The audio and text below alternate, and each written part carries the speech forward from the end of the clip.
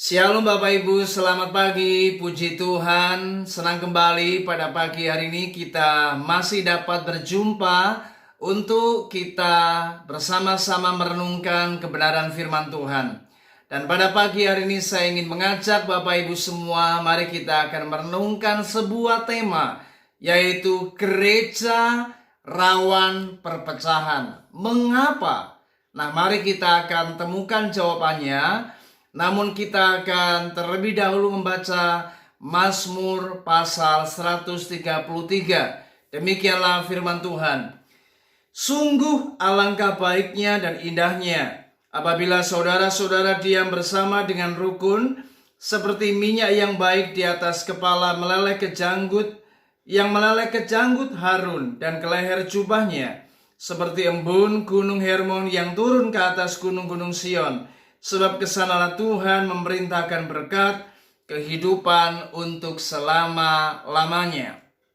Saudara, firman Tuhan pada pagi hari ini sangat jelas sekali bagaimana sungguh alangkah baiknya apabila saudara-saudara diam bersama dengan rukun.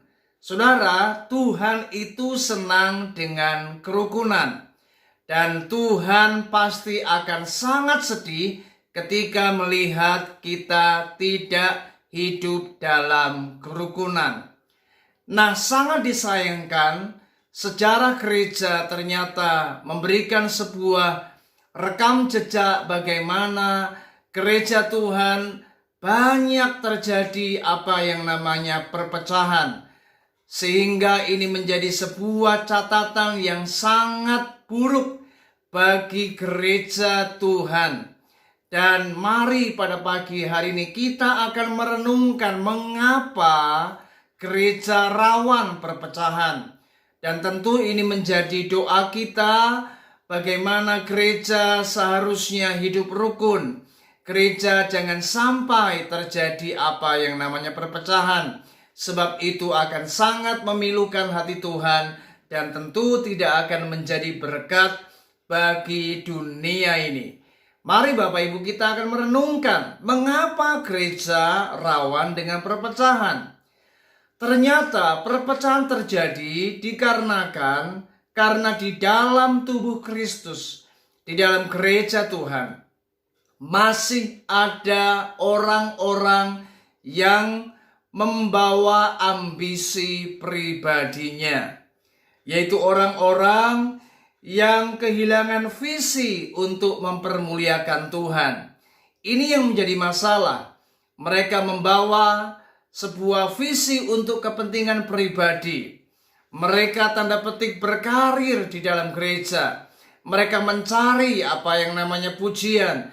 Mereka mencari apa yang namanya kedudukan, yaitu jabatan dalam sebuah organisasi gereja. Inilah yang menjadi sebuah hal yang seringkali tanpa disadari ada banyak gereja kemudian menjadi pecah karena di dalamnya ternyata berisi orang-orang yang modelnya seperti ini. Saya berdoa biarlah pada pagi hari ini, mari jangan membawa ambisi pribadi dalam kehidupan berjemaat, dalam kehidupan kita sebagai tubuh Kristus di sebuah organisasi gereja. Mari hari ini belajarlah membawa sebuah visi untuk mempermuliakan Tuhan. Bagaimana kita mengasihi Kristus, kita mempermuliakan Kristus dan bukan mencari kepentingan pribadi.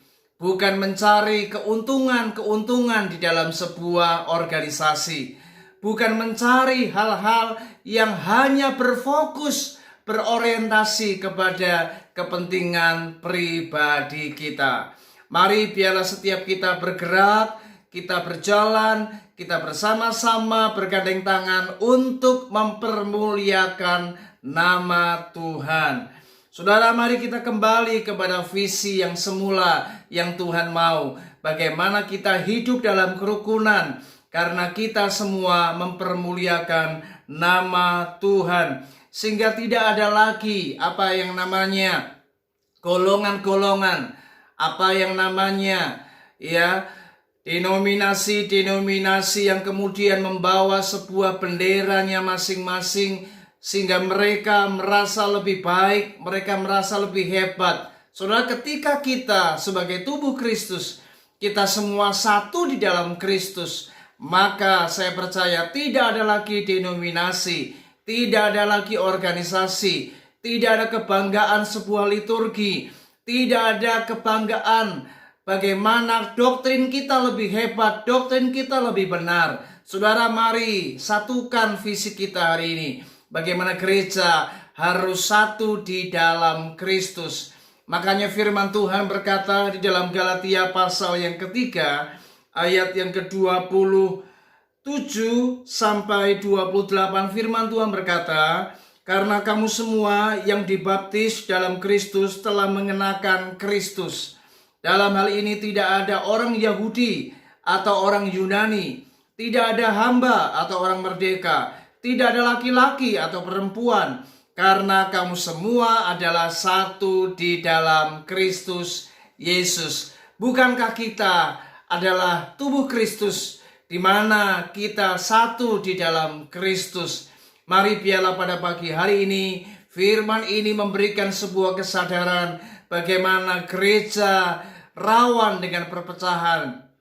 Karena ternyata ada beberapa hal yang perlu untuk kita waspadai. Jangan sampai diri kita membawa kepentingan untuk pribadi kita, ambisi-ambisi pribadi. Mari biarlah hari ini kita mau sungguh-sungguh satukan hati kita untuk mempermuliakan nama Kristus, untuk membawa kemuliaan bagi nama Tuhan. Dan biarlah tidak ada satupun hati kita dipenuhi dengan kepentingan-kepentingan untuk sebuah ambisi pribadi.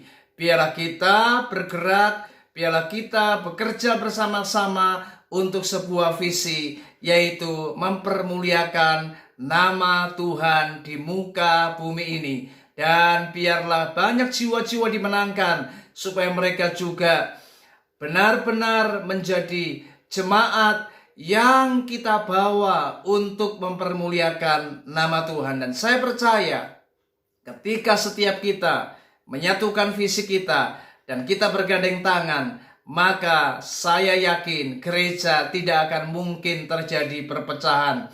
Karena setiap kita satu di dalam Kristus dan kita satu di dalam visi, yaitu mempermuliakan Kristus dalam setiap kehidupan kita, mempermuliakan Kristus dalam setiap pelayanan kita, mempermuliakan Kristus dalam seluruh aktivitas-aktivitas rohani yang kita lakukan. Dan biarlah nama Tuhan ditinggikan, biarlah nama Tuhan dipermuliakan, dan kita dijauhkan dari segala ambisi pribadi.